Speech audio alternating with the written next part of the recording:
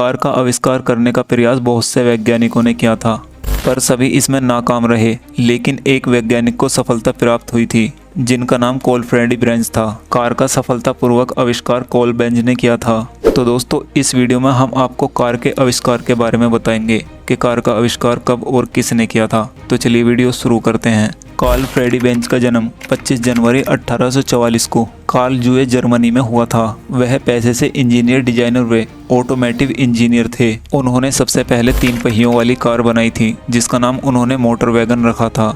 उनके द्वारा बनाई गई कार ही सबसे पहली ऐसी कार थी जो कंबंशन इंजन से चलती थी।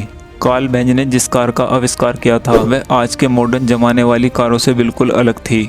वह 3 पहियों वाली कार थी। उसमें साइकिल के आकार वाले पहियों का प्रयोग किया गया था। उन्होंने जिस कार का निर्माण किया था उसमें 954 सीसी के हल्के इंटरनल कंबंशन इंजन का प्रयोग किया गया था। इस इंजन को सेल्फ कार्ल बेंज के द्वारा डिजाइन किया गया था। इस इंजन को चलाने के लिए पेट्रोल को डाला गया था। कार्ल बेंज की मोटर वैगन को लंबी दूरी तक उनकी पत्नी बेर्था बेंज ने ही चलाया था। उन्होंने 5 अगस्त 1888 को अपने 2 बच्चों के साथ 105 किलोमीटर की लंबी यात्रा तय की थी। कार्ल बेंज ने मोटर वैगन का काम शुरू करने से पहले ही लोहे की ढलाई का कारखाना शुरू कर दिया था। उसमें उनका आर्थिक नुकसान बहुत ज़्यादा हुआ था और उन्हें वह बंद करना पड़ा। उस समय उनकी आर्थिक मदद उनकी पत्नी बेर्था ने ही की थी और मोटर वैगन के निर्माण का काम शुरू करने के लिए उनकी पत्नी ने ही प्रोत्साहित किया था। कार्ल बेंज ने मोटर वैगन में प्रयोग किए जाने वाले कई कलपुर्जों का भी निर्माण किया था, जैसे कि gear shifters, spark plug, water radiator आदि।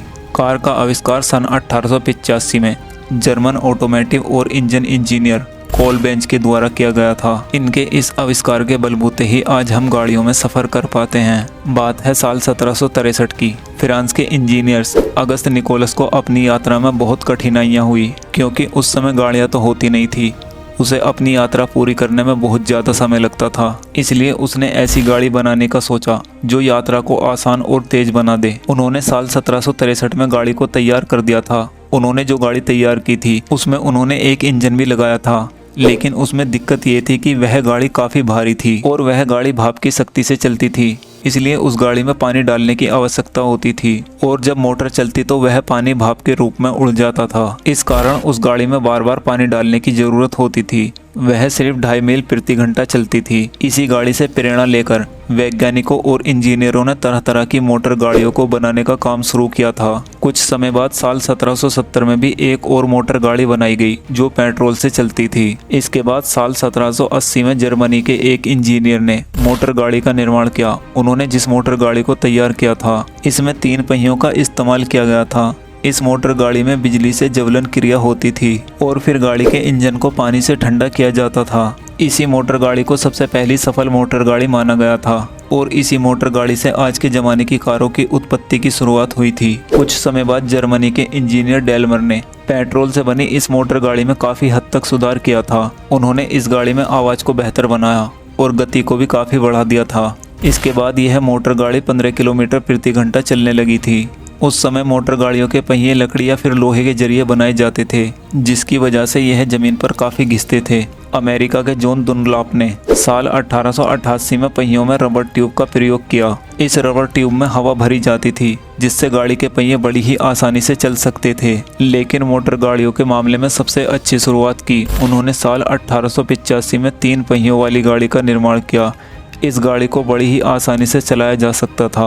उन्होंने कार का आविष्कार तो साल 1885 में ही कर दिया था, लेकिन उन्हें इस आविष्कार का पेटेंट साल 1886 में जाकर मिला था। पेटेंट मिलने के बाद ही उन्हें कार का आधिकारिक आविष्कारक माने जाने लगा था। उसके बाद उन्होंने अपनी कार को जन प्रदर्शन के लिए भी रखा।